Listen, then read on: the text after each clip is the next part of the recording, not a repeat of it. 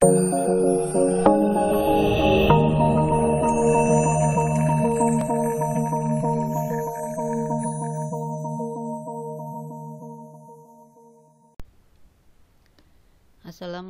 warahmatullahi wabarakatuh. Pada kali ini kita sudah memasuki pertemuan ke-7 pada mata kuliah Sistem Informasi Akuntansi. Pada pertemuan ke-7 ini saya akan membahas mengenai pengendalian internal. Nah, di dalam pengendalian internal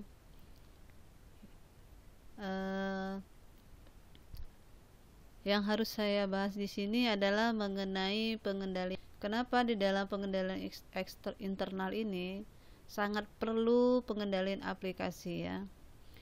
Di sini saya akan menjelaskan mengenai pengendalian aplikasi adalah prosedur yang sudah terprogram, yang sudah didesain ya untuk menangani berbagai macam potensi yang bisa mengancam aplikasi-aplikasi seperti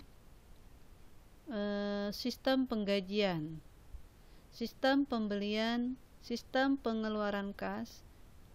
Nah, di dalam aplikasi tersebut ya sangat penting sekali ya kita buat aplikasi tersebut. Karena apa?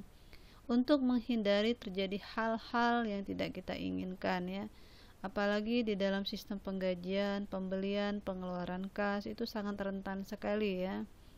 Nah, di dalam pengendalian aplikasi ini ada 3 kategori umum ya, yaitu yang perlu diperhatikan yaitu pengendalian inputan ya. Di dalam pengendalian inputan ini dalam menginput data kita harus benar-benar menginput data tersebut. Jangan sampai yang data yang kita input itu terjadi kesalahan ya. Kemudian berdasarkan data yang sudah diinput perlu dilakukan pengendalian pemrosesan ya. Nah, apa sih yang diproses berdasarkan input yang sudah dilakukan? Nah, dari kejadian proses ini sehingga menghasilkan suatu output ya yang sering dihasilkan dalam bentuk suatu laporan ya. Jadi jenis pengendalian ini dari ketiga tersebut sangat penting sekali ya. Nah, di sini adapun tujuan pengendalian aplikasi tersebut ya. Nah, tujuannya adalah menetapkan prosedur pengendalian khusus atas aplikasi akuntansi untuk memberikan keyakinan terhadap transaksi yang telah diotorisasi dan dicatat serta diolah ya. Nah, dari tujuan pengendalian ini adalah apakah data yang sudah kita input lalu kita proses sehingga menghasilkan output, kira-kira data tersebut menurut sistem akuntansi tersebut apakah sudah benar atau belum. Yang namanya dalam suatu aplikasi apa yang kita input dengan benar otomatis hasilnya akan tepat ya. Itulah tujuan kita melakukan pengendalian dari suatu informasi aplikasi tersebut di dalam akuntansi ya. Nah, siklus pengendalian aplikasi ya. Di sini saya akan membahas mengenai siklusnya. Bagaimana siklus pengendalian aplikasi ya? Di dalam siklus pengendalian aplikasi ya, pengembangan sistemnya, kemudian pemeliharaannya, memberikan keyakinan terhadap kegiatan yang dilakukan. Nah, di sini untuk memberi keyakinan bahwa pengendalian aplikasi itu bisa dilakukan dengan tepat dan benar, yaitu mengenai pengendalian sistem aplikasinya. Jadi pengendalian sistem aplikasi ini biasanya ada seseorang memang yang ditugaskan untuk mengendalikan sistem aplikasi supaya sistem aplikasi itu benar-benar aman ya. Kemudian pengendalian terhadap operasionalnya. pengendalian terhadap operasional komputernya sangat dibutuhkan seseorang untuk pemeliharaan dari sistem operasi komputer tersebut ya. Supaya apa? Jangan sampai sistem operasinya mengalami masalah ya di dalam sistem komputer. Kemudian pengendalian terhadap software ya, software yang ada pada aplikasi ya. Nah, itu sangat penting sekali dilakukan pengendalian ya. Karena dari ketiga itu, baik dari sistem aplikasi, operasionalnya ya, kemudian sistem softwarenya sangat perlu dikendalikan ya. Supaya apa? Data yang ada di dalam aplikasi itu tersebut harus dijaga dengan baik dan benar ya. Kemudian pengendalian terhadap program tersebut, baik itu dalam input, proses, dan outputnya. Nah, itu sangat penting dilakukan pengendalian ya. Nah, jadi dalam siklus pengendalian aplikasi itu ada dari segi pengendalian sistemnya, operasional, dari operasi komputer tersebut, kemudian aplikasi software yang ada di dalam sistem tersebut, kemudian sistem penginputan, proses, dan output ya. Itu mengenai siklus pengendalian aplikasi. Nah, aktivitas pengendalian fisik ya.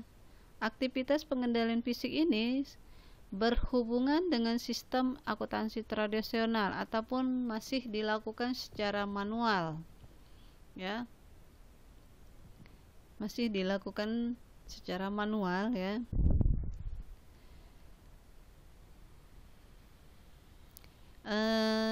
Pengendalian fisik yang dilakukan secara manual ini biasanya banyak sekali resiko ya dan kekhawatiran yang terjadi dalam lingkungan IT.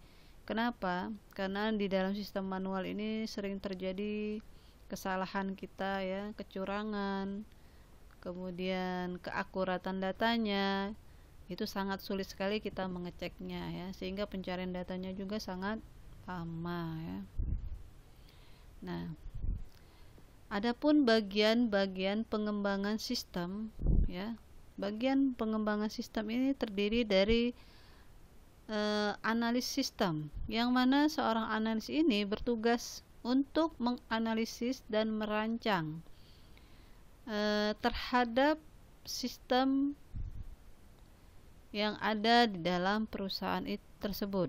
Contohnya, rancangan sistem dalam bentuk pengolahan data tersebut, mulai dari inputan datanya, memproses sampai dalam bentuk laporan. Ini adalah tugas seorang si analis. Kemudian programmer, apa itu programmer? Programmer ini akan menulis spesifik program tersebut. Nah, si programmer ini adalah tugasnya merangkai instruksi di dalam bahasa komputer, artinya dialah yang merancang aplikasi tersebut ya. Nah, si programmer ini merancang bahasa pemrograman sehingga menjadi sebuah sistem komputer yang ada di dalam perusahaan tersebut. Dari kedua ini, itulah yang sebagai pengembang dari sistem komputer tersebut dalam aplikasi.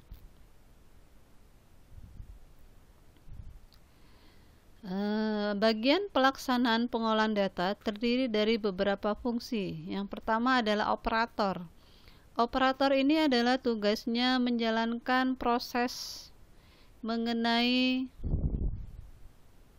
laporan ya, mengenai misalnya jadwal ya, mengenai jadwal, lembar jadwal yang diterima. Ini tugas dari seorang operator ya. Kemudian dua, bagian entry data operator. Nah, bagian data entry operator ini tugasnya adalah merekam data. Merekam data berdasarkan program ataupun masing-masing dokumen yang diinput secara benar ya. Ini adalah tugas si operator dalam menginput datanya. Nah, IO ataupun kontrol, seorang petugas ya, dia akan mengontrol, memeriksa hasil keluaran dari pemeriksaan hasil akhir pengolahan data komputer tersebut. Ini tugas seorang CEO kontrol ya. Laporan yang salah, misal laporannya tersebut itu tidak sesuai yang diharapkan, maka si IO baiklah. Hanya itu saja yang bisa saya sampaikan mengenai materi pertemuan ke-7 ini. Apabila ada kekurangan, saya mohon maaf. Akhir kata saya ucapkan wabillahi taufiq wa hidayah. Wassalamualaikum warahmatullahi wabarakatuh.